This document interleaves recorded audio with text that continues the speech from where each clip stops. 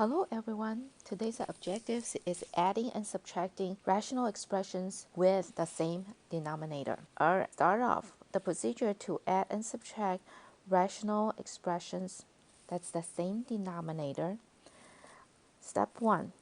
Add or subtract the numerator and keep the same denominator. Add or subtract the numerator, which is the top, and keep the same denominator only once. 2. Simplify to the lowest term. Remember to factor the numerators and denominators completely in order to simplify, and that is from a section before. Start with the example number 1. Now, example number 1 is just a quick reminder when you did this in junior high or elementary school.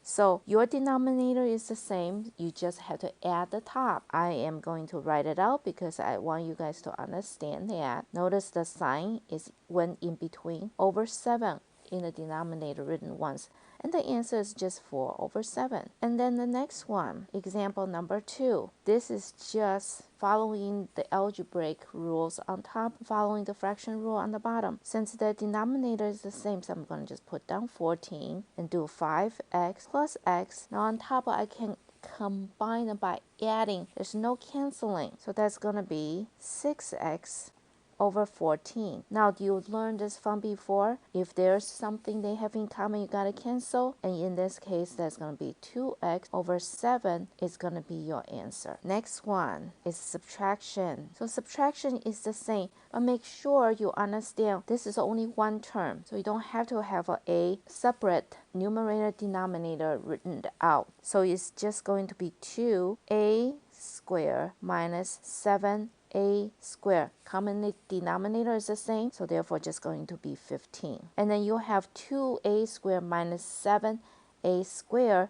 and that's going to be negative 5a squared. And I hope you guys can see that you can have the 5 and the 15 cancel out. That give you a negative 1 or 1 over 3. And your answer is going to be negative a squared over, the negative sign is just coming out, over 3. And that's example number, the answer for example number. I would like you guys to try example number 4 and example number 5.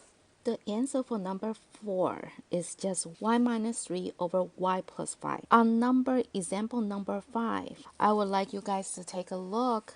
When you put the numerator together is n squared minus 9 over n plus 3. Now we're going to move on to the second step. That is also can be written as n plus 3 and n minus 3 over n plus 3. And then now you understand this is multiplication right in the middle. So you can cancel. The answer it will be n minus 3. Example number 6. The example number 6, the answer is 4n minus 5. You can factor out 16n squared minus 25 into, those are difference of a square, so you can factor out 2 into a positive, a negative, polynomials and binomials. So then therefore you can cancel 4n plus 5 and you get 4n minus 5 left. So now moving on to example number 7. Example number 7 is just like the first examples previously. So we are just going to put down the denominator once, and that's 7y minus 13 plus, I would like you to put the parenthesis there just in case, because there's a minus coming, 13y plus 8. Now, when you do that, it's really just 7y minus 13 plus 13y plus 8, all right, over 5. And when you combine like terms, you will really get 20y, negative 13 plus 8, that is going to be 5 over 5. Now that could be pulling out 5, and that's 4y minus 1 over 5. And therefore the 5 and the 5 cancel out because again, that's a multiplication between 5 and parenthesis 4y minus 1, and your answer is 4y minus 1. Please try example 8 and example 9. Example 8, the answer is x plus 4. When you combine all the terms, you get x squared minus 2x minus 24. Again, that's a free term. You have to factor by using guess and check, and that's what I did. And then the x minus 6 cancel out top and bottom. So you're left with x plus 4. And please also try number 9 and check back with your answer. The answer for example number 9 is going to be 5x plus 1 over x times x minus 3. So what I did is I combined all the like terms on top.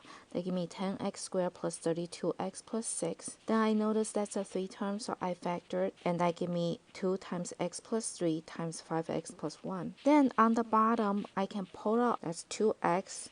That's x squared minus 9. Now because I noticed that's 2x times x squared minus 9, x squared minus 9 can be factored out to x plus 3, x minus 3. And when you start canceling, again, the answer is 5x plus 1 over x times x minus 3. So that's the answer for example number 9. Now example number 10, this is when it gets really tricky. So I need you guys to make sure you do this slowly and understand what I'm saying. The really tricky part is the little minus sign right in the here. Okay, right, as a connector. And because that's a negative sign, what you really have to do is understand, write it in parenthesis form and distribute your negative sign. And you say, can I do this in my head? I would prefer you write it out. The reason for that is sometimes you guys forget. And then because you forget, you will get the problem wrong.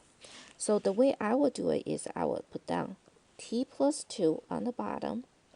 Then I have 7t squared minus t plus 5 minus parenthesis 3t squared minus 6t minus 2 and parenthesis. Now because of that, I realized I need to distribute my negative sign. So that would be 7t squared minus t plus 5 minus 3t squared plus 6t plus 2. Distribute your negative sign. Now once you do that, don't forget your bottom, t plus 2.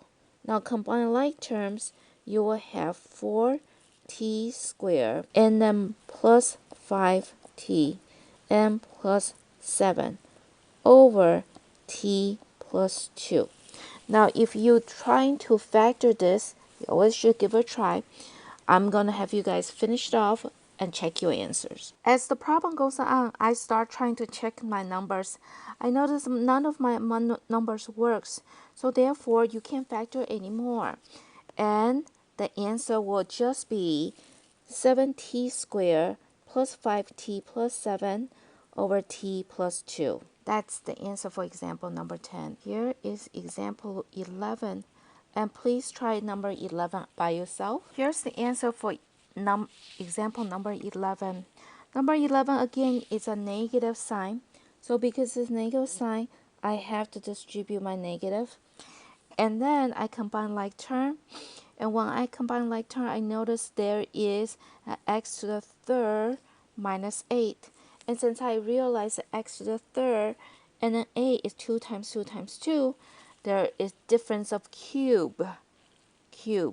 And so therefore I did this part right here. That's difference of cube. And if you don't remember, please check your sheets. Then what I did is after I after I factor, I noticed there's an x minus 2 in commons. So I canceled it out. And the rest of the answer, I just write it down. So that's the answer for number 11. And that concludes the notes for today. Thank you so much for watching.